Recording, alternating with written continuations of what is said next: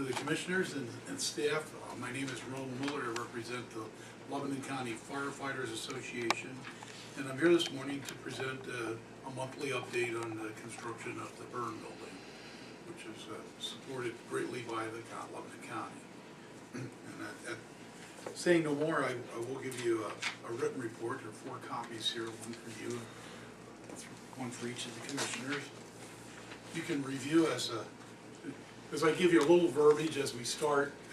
If you look at page 2 through 7, you'll find that there's a substantial improvement in the condition of the building. They made some pretty good progress. The initial slabs and foundations take more time, and it looks like it's going very slowly. But once the masonry contractors get on site and we're able to do some of the wall type of work, you'll be able to get a pretty good outlook on how well the building is coming along.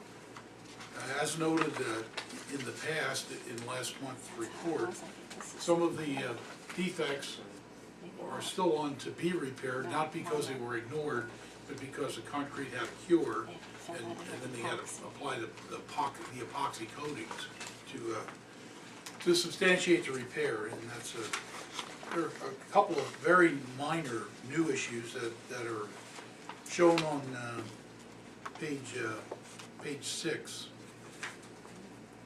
and then the synopsis is on page 7 and page 8. Once again, the engineering firm of Elliott LaBeouf and McElwain, their person Jeremy has done a very excellent job with overseeing the construction part of the business to make sure all the things are carried out to requirements on the original contract, and if there is anything that's been missed, he catches it, and we're doing very well with that. Mid-November. Still good with that? Mid-November. We're still on target. We've had a couple of reschedules for the high temperature linings, for the thermal linings, because we had to set back a little bit on masonry work, but we're still within the normal construction schedule. Project.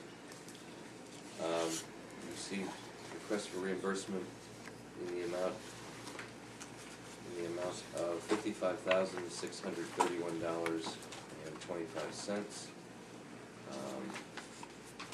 I'm sorry, that was the last one. Revise that. $62,149.45 to be paid to the Firefighter Association, and this was an invoice to RLS Construction Group. With that invoice, it would bring the total to $254,683.81, having been expended, with the remainder to the grant of $245,316.19. Very good. We have seeking a motion to approve that expenditure. I'll make the motion, but then I'd also like to make a comment. Sure. I'll second. Okay, we have a motion and a second, and discussion. Yes, I was, as you know, looking into the source of funding to pay the bills, and I was under the impression it was $250 and $250. Yesterday, staff from planning, Chris Troop and Julie Cheney, informed me that I was wrong, and it was $300,000 and $200,000. $300 from the comprehensive plan and $200 from the hotel tax. So therefore, we're still within that tolerance. And I also, well, I can stop with that for now, and then I'll have something else I'd like to ask. Okay. I mean, after we vote, or? Yeah.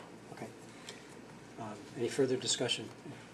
If not, all in favor of the motion, please indicate by saying aye. Aye. Aye. So moved. Okay, then the follow-up part, which wasn't part of the motion, which is why I thought I should wait, is that I did talk to Solicitor Snelling this morning for clarification on a distant opinion, and to get clarification for myself. And I was wondering if you could help me.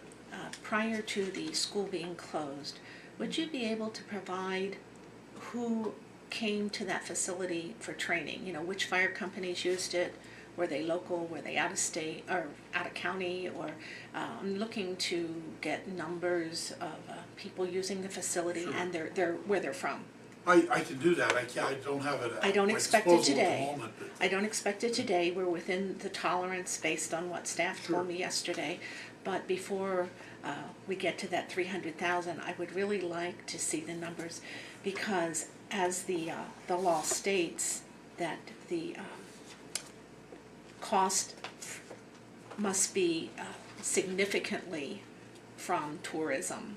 And I'd like to evaluate, obviously, I don't think they define significantly, but I need something to substantiate, if we use these hotel dollars, Sure. that it is significant. Would next month's meeting be sufficient, or would you like it before Well, that? if you want to get it to me beforehand, then I could look at it, that would be great. I mean, it doesn't have to be tomorrow, but before the next time you come in for, Okay. And, excuse me, Commissioner Litz, would you, I just don't want to assume anything, but we don't want to send that as a message to you that we're retreating from our support of this thing, but No. it's just a matter of clarifying Where the- before we get Sure. to that threshold of the 300,000. So we're not, there's no issue of this is going to be covered one way or another.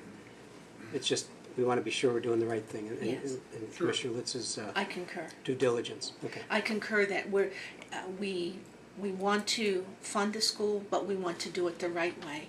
And I think for myself, I need to inside be able to say ethically that this is something that can be funded through the hotel tax, and I will not put the taxpayers or this county through anything unnecessary. Understand that. We commissioners, this next week, October 2nd to the 8th, is National Fire Prevention Week. That's recognized throughout the country. And that came about because of the Great Chicago Fire. And we had a lot of property damage at that time, and we had some loss of life. The actual figures, the actual fire was October 9th, 1871. We lost 250 lives and 17,430 buildings. That's why we train. Yes. That in fire service terms was called a conflagration, and that just means everything that burns is burning. And we certainly don't want to get back to that. And nationally, we recognize that as we can continue to do better and improve. Well, thank you. We appreciate all you do for Lebanon County. Thank you. Thank you.